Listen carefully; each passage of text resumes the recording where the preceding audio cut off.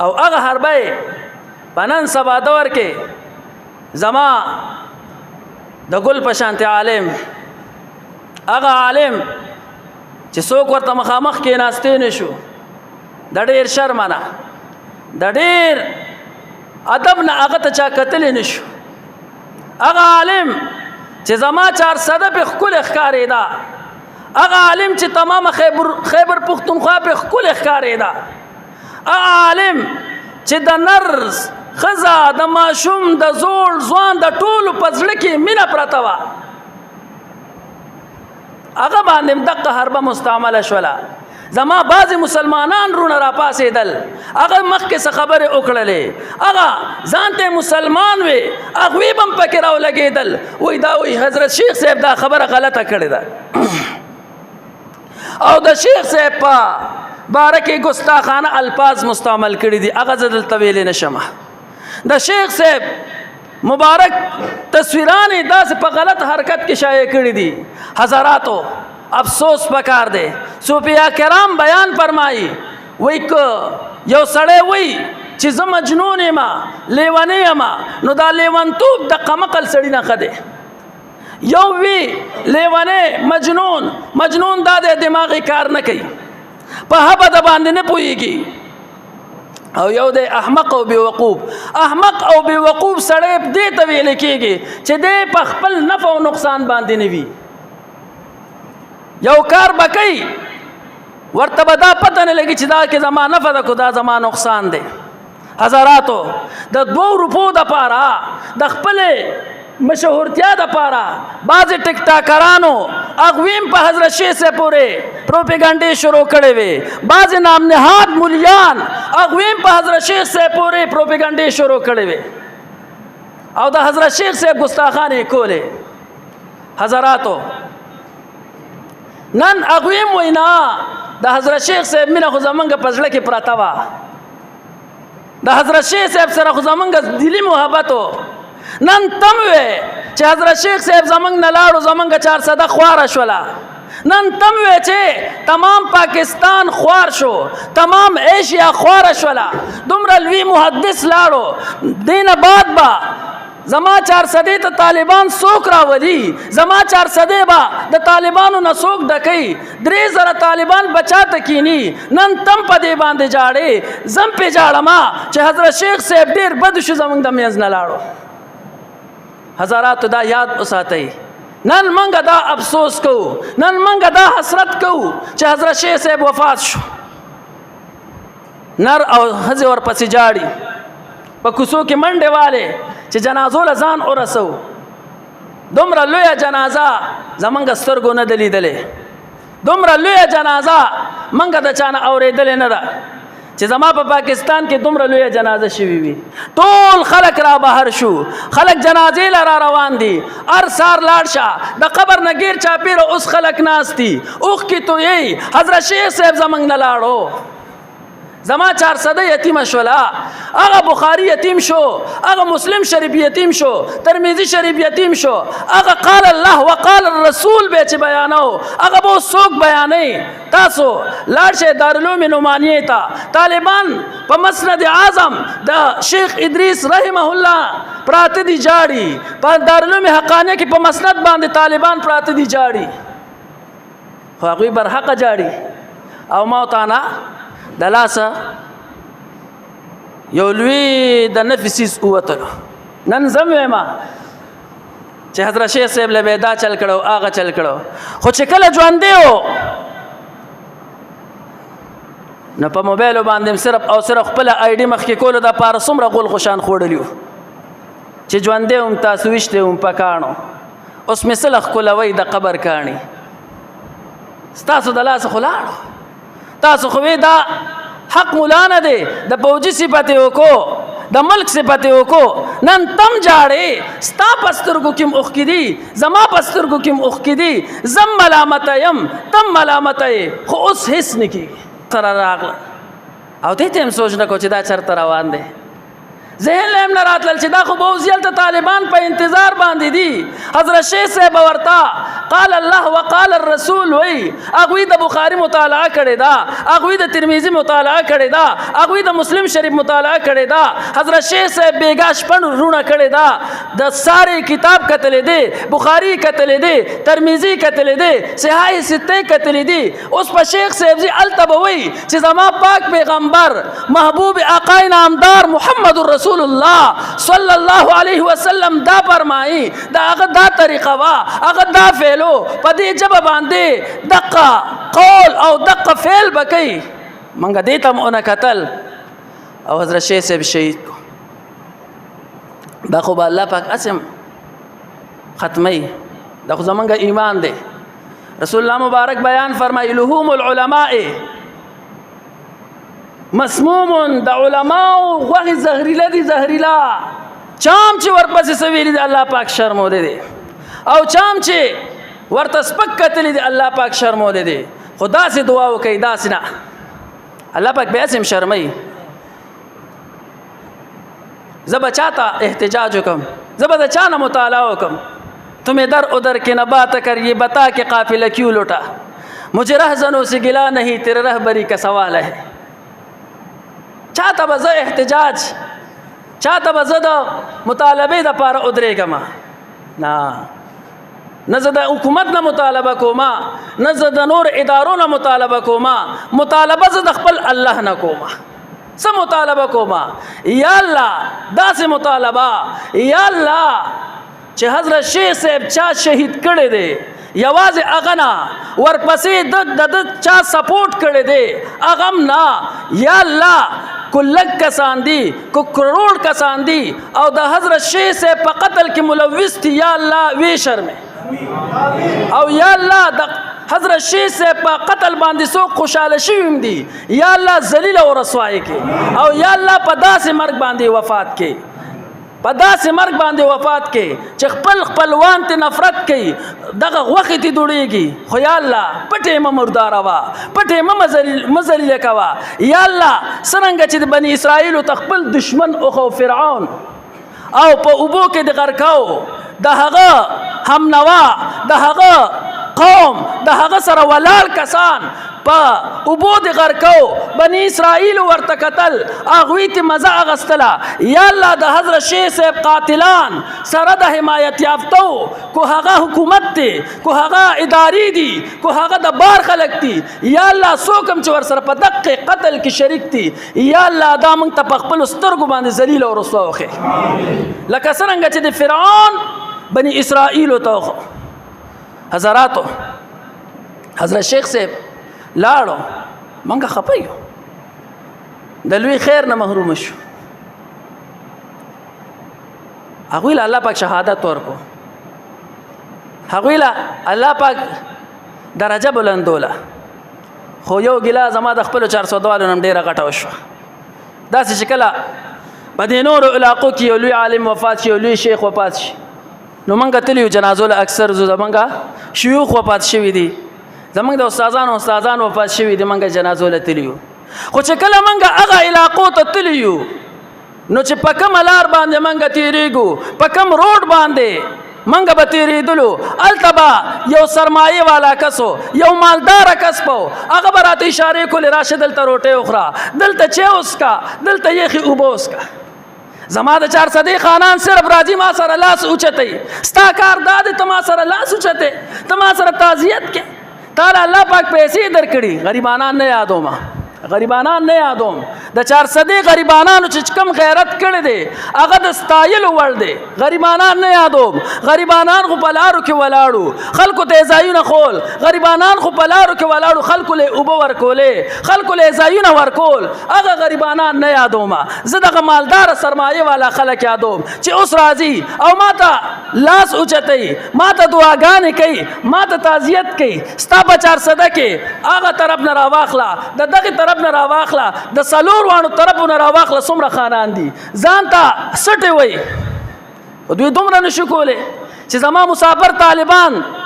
د وزیرستان ناراضي، زما مسافر طالبان د هنګو ناراضي، زما مسافر طالبان د شیخ صاحب عاشقان د بنو ناراضي، د دیر ناراضي، د چترال ناراضي، کراچۍ ناراضي، د تمام پاکستان نه دغه مسافر خلک راضي، د حضرت شیخ صاحب عاشقان راضي.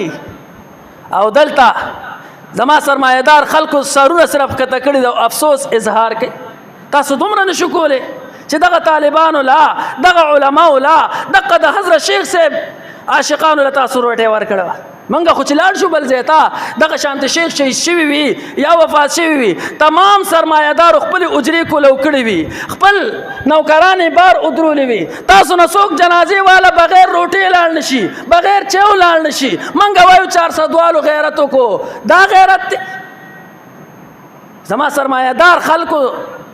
یو پیاله چینه د پخ کړی چې دغه علماء له ور کړی و. یاد وساتئ، یاد وساتئ، صدیانې به تېرې شي، کلونه به تېر شي، خو داسې جنازه به بیا ونه وینئ. خو موږ صرف او صرف سرونه ښکته کړي وو. اوس راځي ما سره تعزیت کوي، زم پې خفه یم، ما ته پته ده خفه یې، خو لږ خو به دې څه کړو. تا سره دومره د خپل شیخ قدر نه، دا خو د 400 ښکلا وه. اوس وایي منګه به یې تپوس وکړو، اوس یې تپوس کې، اوس ته را اوچت شو، تا څه وکړه په جنازه کې؟ سرمایهدارو خلکو نه زما ډېره غټه ګیله ده. غریبانان نه یادوم، غریبانانو خو خپل وس موافق اوبه یې ښودې وې، خلکو ته یې لارې ښودلې، د خلکو د ګاډو څوکیداري کوله. خو چې دا کم مالدار دي نو چې د زوی پر واده باندې 3 ورځې روټۍ ورکولی شي، څه په شادي حال کې ورکې، څه په یو ځای کې ورکې، څه په بل ځای کې ورکې. تا دومره نشو کولی چې دومره لوی شیخ زمانه روان دی، د هغه اخري میلمانه دي، دوی له خو زه یو نوڼۍ روټۍ ورکړم. تا دومره نشو کولی. نن ما ته راځې او ما ته دعاګانې کوې. ستا دعا خو هسې نه قبلېږي. تا خو زما د دې شیخ هسې مخالفت کړی دی، ستا به دعا څه قبوله شي؟ په دغې خو به د ځان له خلاص کړو. حضراتو ډېر مې زړه د دغې خلکو نه خفه شو.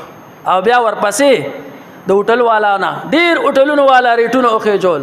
روټۍ یې دا دومره دومره وړې وړې روټۍ جوړې کړې وې. وایي نن د ګټې ورځ ده، نن د تاوان ورځ ده، کو د ګټې ورځ وه، دا خو د تاوان ورځ وه. تاوان وکړه الله پاک به درله دغې په یو په 100 او یو په 1000 او یو په 100 درکړې وې. تا به د حضرت شیخ صاحب په جنازې په خلکو باندې دا ارس مفرق وړلي. هوټلونو والا ریټونه خپل وخېجول، هوټلونو والا هغه څیزونه پخول، هغه خو مسافرو ستړي ستومانو، دوی پې څیزونه ګران خرڅول، روټۍ پې ګرانه خرڅوله، وړې وړې روټۍ وې، وړې وړې چې ته کتوره چې هم پیسکلی هوټلونو والا. تاسو به الله پاک له څه جواب ورکوئ چې زما شیخ، زما د 400 ښکلا، زما د 400 مشهورتیا شهید شوه، ما د هغه په جنازه کې ګټه وکړه، ما پیسې وګټلې، زما هوټل پکې خالی شو، زما هوټل نه پکې خرڅ شو، ته به په دې باندې فخر وکړې. حضراتو صد افسوس، په زړه مې ډېر څه دي، خو خپل نه یې کو خپل یې مدعي زه به د یار کم، سر له دې پردي یاره دننه په دربار کم. بس دومره به وویمه چې موږ له د الله پاک د دې خپلو علماو عزت په زړه کې پیدا کړي، د دې خپلو د دین د دې ستنو عزت ته الله زموږ په زړه کې پیدا کړي، او دوی سره هم د الله پاک محبت والا پیدا کړي، او بیا هم دقه خیرې ورته کوئ. بس اوس موږ سم نشو کولی، زموږ لاس کې څه نشته دی. نو دومره خو کولی شو چې هر مونځ پسې د شیخ صاحب قاتلانو پسې خیرې کوئ چې څوک پکې ملوث دي. کو دغه موټر سایکل والا وایي راغلی دی، هغه وایي موږ ته فوټیج راورسېدو، موږ دلته ویډیو واخیسته، دلته ویډیو واخیسته. دا خو مخکې هم ډېرې ویډیوګانې شوي دي، په دغې باندې هسې عمل نه کېږي، ډېرې ویډیوګانې شوي دي، ډېر. دا چې زما د حضرت شیخ سمیع الحق صاحب قاتل پیدا نه کو چې په رڼا ورځ باندې د روشنی کا شهر اسلام آباد کې شهید کېږي، د هغې قاتل دې پیدا نه کو. تا چې دا حمید الحق صاحب قاتل پیدا نه کو چې د دارالعلوم حقانې په منځ کې شهید کېږي. تا زما د حضرت شیخ حسن جان شهید رحمه الله قاتل پیدا نه کو چې پېښور کې چې د پښتنو د ښارونو زړه ورته ویلې کېږي، هغې کې دې پیدا نه کو. ماله به د حضرت شیخ صاحب قاتل ته څه پیدا کړي؟ نشي پیدا کولی صاحبه. او که پیدا هم کې چېرته یو پوډري به راله راونیسي وایي به چې دا د حضرت شیخ صاحب قاتل دی. خیره ورته وکړي خیره چې څوک هم ورسره ملوث دي پکې ما خو تا ته ووایي کو هغه اقتدار والا دي او کو اسم پې څوک خوشحاله شوي دي الله دې هغه هم تباه و برباد کړي الله دې دا ځمکه ته صفا کړي او الله دې د سپو خورا کړي چې څوک ورسره شریک دي کو مسلمانان دي او که کافران دي او کو هر څوک دي خو د حضرت شیخ صاحب په قتل کې چې ملوث دي الله دې تباه و برباد دین اسلام کو قلا د دې اوسیدونکي پدې کې پناه اخستون کې خلق مسلمانان دي دین اسلام کو کور دے پدغه کور کې اوسیدون کې خلق مسلمانان دي دین اسلام کو زمکه ده پدغه زمکه باندې ژوند تیرون کې به مسلمان وي او مسلمانان به وي نو کله چې قلا مکمل وي او قلا مضبوط وي نو تا پسې غل نشي راتلې تا پسې ډاکو نشي راتلې کور مضبوط تستا دې کور ته غل نشي راتلې زمکه ده نو د زمکې نه غیر چاپیرا د زمکې د آفاتو د بندولو ذریعہ وي نو آفات او مصیبت په د قزمکه باندې نشي راتلې حضراتو دغه دین اسلام چې زموږ استاد پر یو مضبوطه قلا ده دغه دین اسلام چې زموږ استاد پر یو د حفاظت کور دی او دغه دین اسلام چې زموږ استاد پر د ژوند تیرولو ځمکه ده د دې لپاره د څوکیدار به ضرورت وي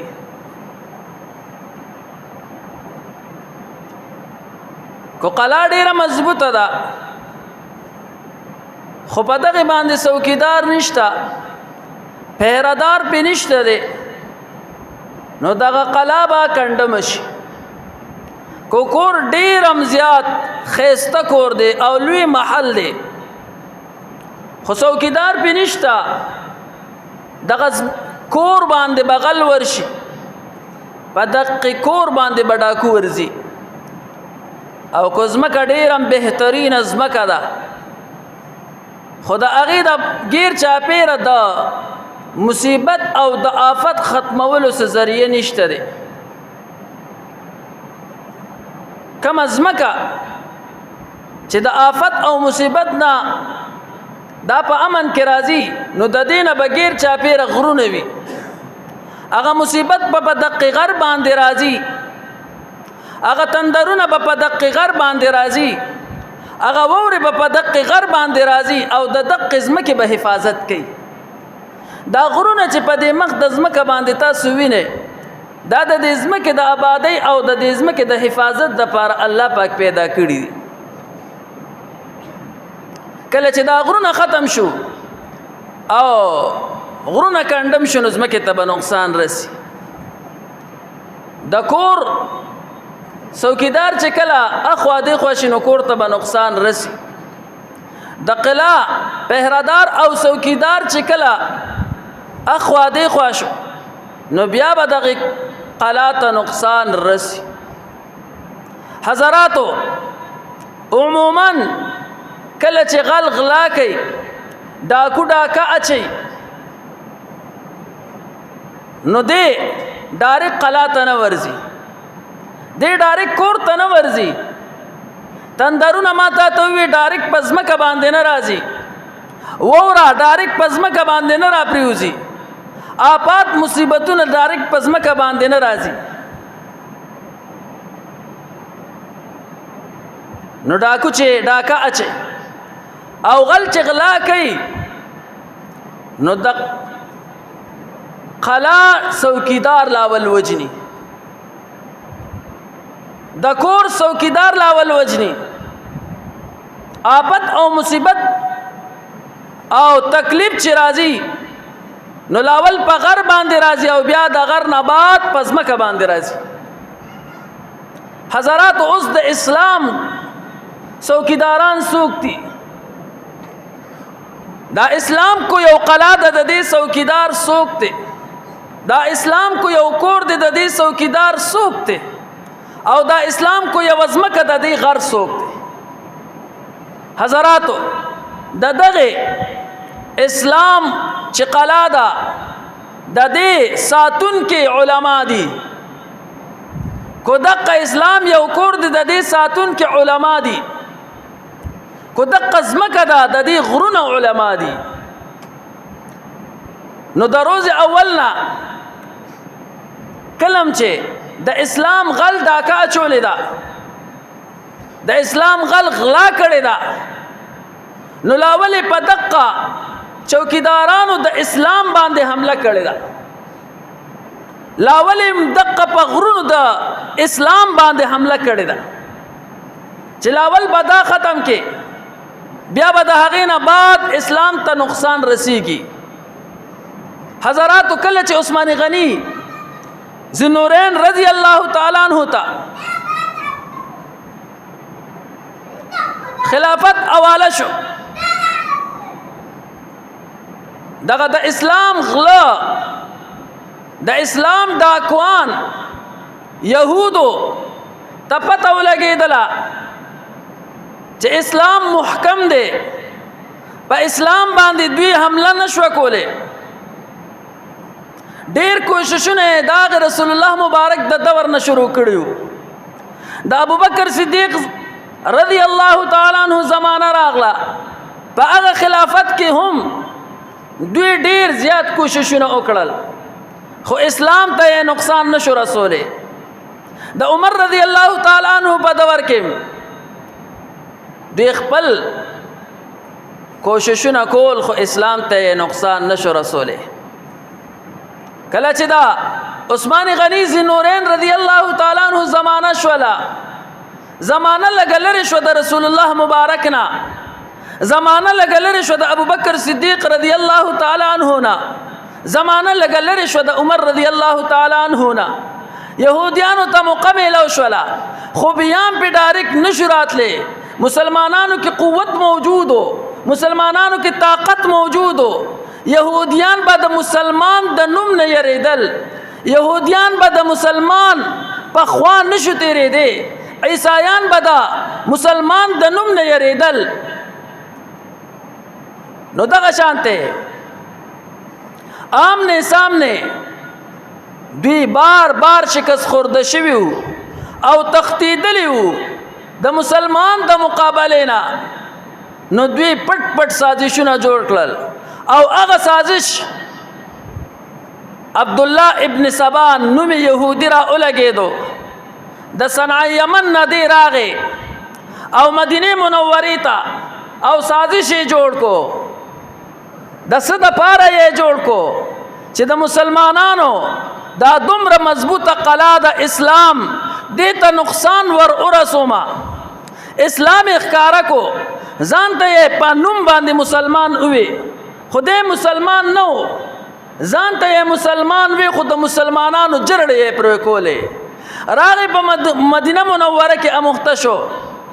او دغه پروپاګاندا یې شروع کړې پټې پټې لاول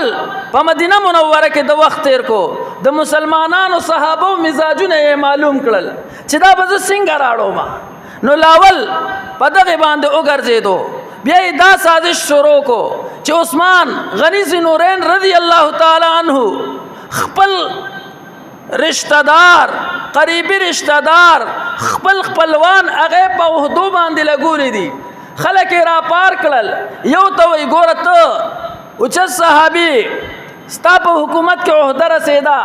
عثمان غنی رضی الله تعالی عنہ تعالی را عہده در نکړه بل ته وی وګوره ورکوټه معصوم دی کم عمر دی هغه په ډیوټي باندې لګولې دی هغه لوی منصب او لوی عہده ور کړی دا هغه د پلان کې صوبې گورنر جوړ کړی دی تا یې ته نه جوړ کړی تا ته یې سپک کتلی دی دا خبره رو رو رو رو رو رو خریدا د مدینه منورې نه بیا دې تل د بلخوا حکیم ابن جبله په دغه باندې بیا مفصل بحث وکړو وخت مختصر دی دغه عبدالله ابن سبا یهودی دا سازش شروع کو او عثمان غنی رضی الله تعالی عنہ ته دومره فساد جوړ کو په مدینه منوره کې خپل کسان ورته اوچت کړه بعض داسې صحابه دي چې د هغوی منګه نوم اخلو منګه د هغوی نوم باندې فخر کو هغه صحابه هم دوی دوکه کړل حضراتو عبدالله ابن سبا یهودی او لوی جماعت جوړ کو او یو لوی گروپ جوړ کو او دغه سازشونه شروع کړه چې دا خلافت قابل نه دی هغه شخصیت چې د چاپا نکاح کې د آقا نامدار محمد رسول الله صلی الله علیه وسلم دلریان راغلی وي هغه صحابي د رسول الله مبارک رضی الله تعالی عنہ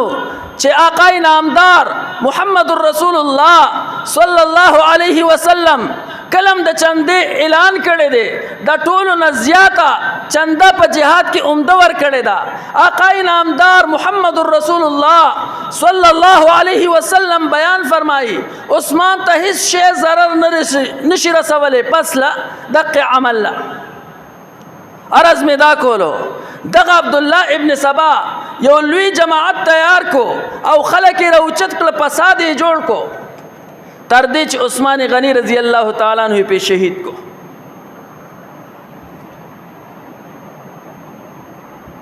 دغه عبدالله ابن سبا د تپته ولګېدل چې اوس خو مې تیر او غشه په صحیح ځای باندې ولګېدو خپل منافقت نه نوړي د خپل فساد نه نوړي نورم پدې کې ورمخ کې شو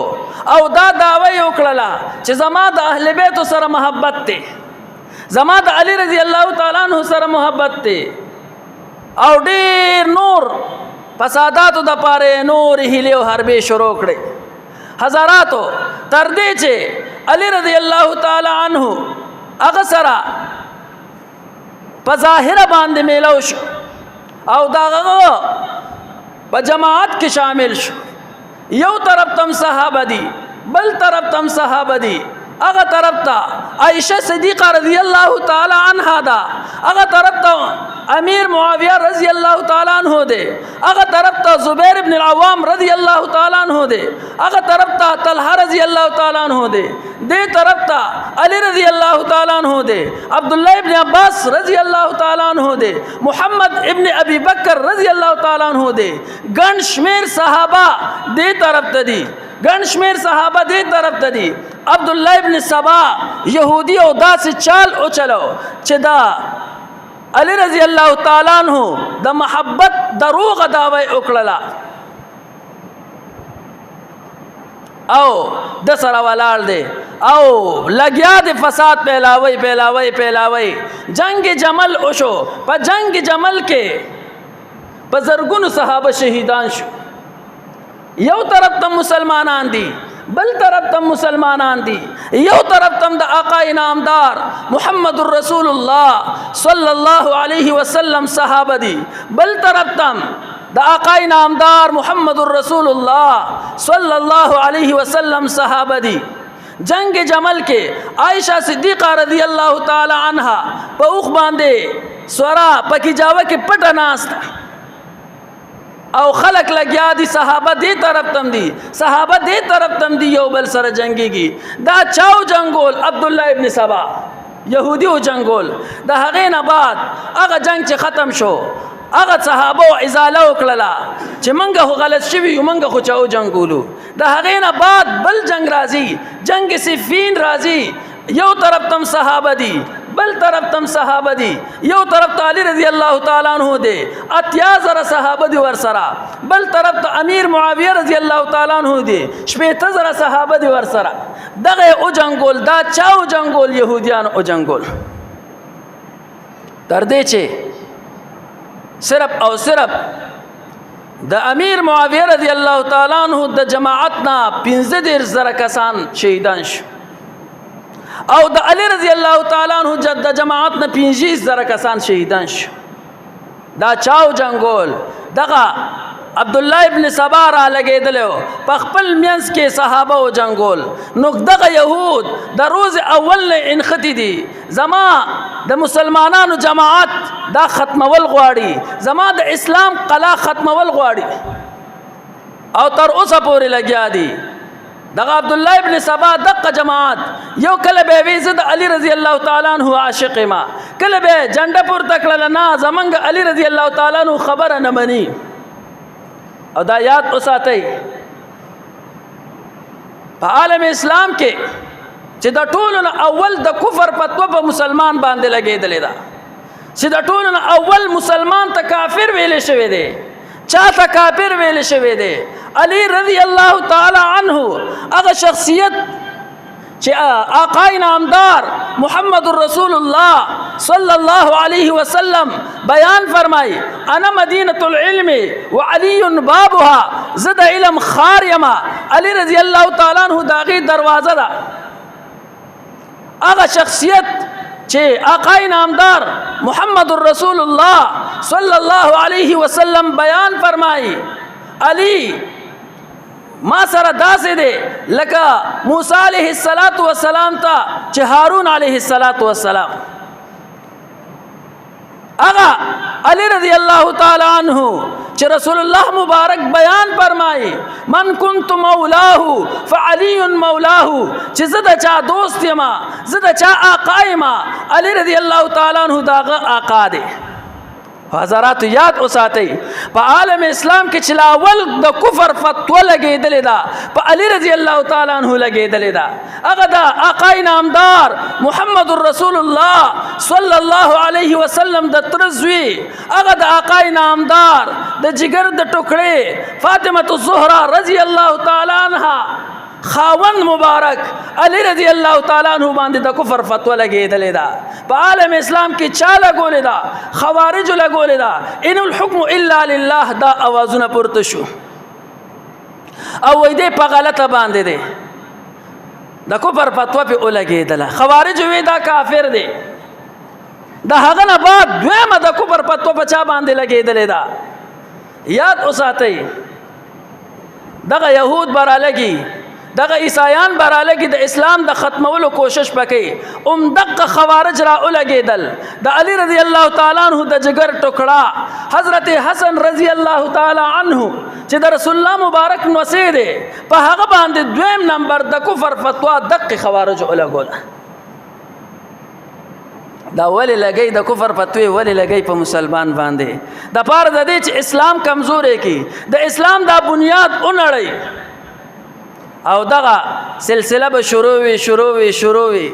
دوی به د خپل حربي استعمالي دغه يهود دا نصارا به خپل حربي استعمالي خو څنګه به استعمالي یاد وساتئ مسلمانانو ورونو دغه يهود برالګي دغه عیسایان برالګي دغه مجوسیان برالګي مسلمان به خپل میانس کې جنگي صحابه جنگولي دي ما ته وی عثمان غنی رضی الله تعالی عنہ چا شهید کړي دي اغوی ځان ته کافر نه وي اغوی ځان ته يهودي نه وي اغوی ځان ته عیسائی نه وي چا چې په عثمان غنی رضی الله تعالی عنہ باندې حمله کړي دا اغوی ځان ته مسلمانان وي